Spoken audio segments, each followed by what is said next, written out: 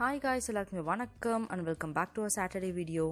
இந்த லாக்டவுனில் எல்லாருமே எதை மிஸ் பண்ணமோ இல்லையோ கண்டிப்பாக மசாலா பூரி மிஸ் பண்ணியிருப்போம். So every once favourite recipe. So உங்கள் வீட்டில் உங்கள் கிச்சனில் அதுவும் எக்ஸாக்ட் ரோட் சைட் டேஸ்ட்டில் வேணுமா?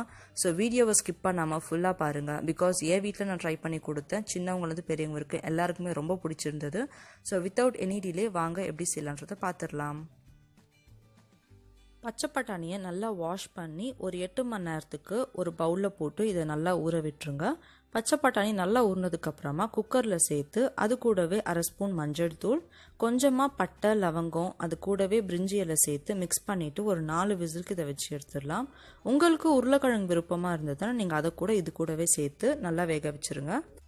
சூப்பர் மார்க்கெட்லேயே இப்போல்லாம் ஈஸியாக பானிபூரி பாப்பட் அப்படின்றது அவைலபிள் ஆகுது. ஸோ நீங்கள் ரொம்பவே இன்ஸ்டண்ட்டாக செய்யணும், டைம் இல்லைன்னு நினச்சிங்கன்னா நீங்கள் இந்த மாதிரி பாப்படை வாங்கி வச்சு கூட வீட்டில் ரெடி பண்ணிக்கலாம்.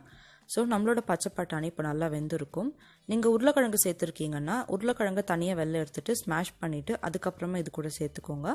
பச்சை பட்டாணி ஒரு 50% நீங்கள் ஸ்மாஷ் பண்ணால் போதும், நிறைய ஸ்மாஷ் பண்ண தேவையில்லை. ஸோ பர்ஃபெக்டாக ஸ்மாஷ் பண்ணியாச்சு. பேன் எடுத்துக்கோங்க, அதில் 1 ஸ்பூன் எண்ணெய் சேர்த்துக்கோங்க.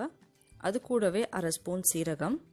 நான் முழுசாகவே இஞ்சி பூண்டு இப்படி சேர்த்துக்க போகிறேன். அப்படி உங்ககிட்ட பேஸ்ட் இருக்குன்னா நீங்கள் வெங்காயம் சேர்த்ததுக்கப்புறமா இஞ்சி பூண்டு சேர்த்துக்கோங்க.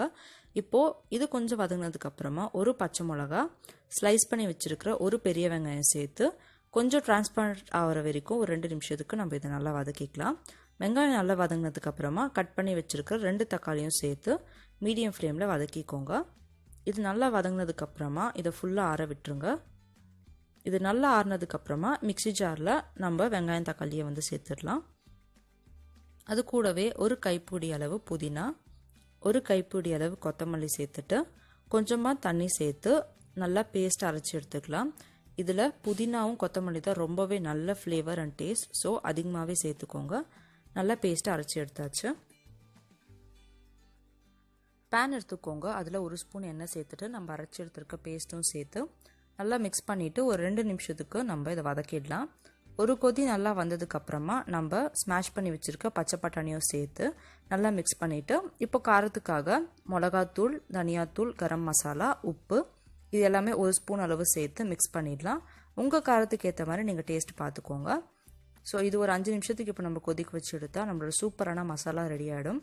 ஸோ உங்களுக்கு இன்னும் லிக்விடாக வேணும்னு நினச்சிங்கன்னா நீங்கள் இன்னும் கொஞ்சம் தண்ணி சேர்த்து இதை கொதிக்க விடலாம். ஸோ அவ்வளோதாங்க. இப்போ நம்மளோட பிளேட்டில் நம்ம பூரியை ஸ்மாஷ் பண்ணிவிட்டு மேலே நம்மளோட மசாலாவையும் போட்டுட்டு டாப்பிங்ஸ்க்காக வெங்காயம், தக்காளி, கேரட் அண்ட் மிக்சர், அது கூடவே சாட் மசாலா இருந்தால் சேர்த்து ஸோ லாஸ்ட்டாக பெப்பர் போட்டு நீங்கள் உங்கள் வீட்டில் சர்வ் பண்ணிங்கன்னா கண்டிப்பாக எல்லாருக்குமே ரொம்ப ரொம்ப பிடிக்கும். ஸோ உங்கள் எல்லாருக்குமே இந்த ரெசிபி பிடிச்சிருக்கும்னு நம்புகிறேன். ஸோ மறக்காமல் கமெண்ட்டில் சொல்லுங்கள், லைக் பண்ணுங்கள், ஷேர் பண்ணுங்கள், சப்ஸ்கிரைப் பண்ணுங்கள், மறக்காமல் கமெண்ட்டும் பண்ணிவிடுங்க. தேங்க்யூ ஸோ மச் ஃபார் வாட்சிங் கைஸ். Keep supporting.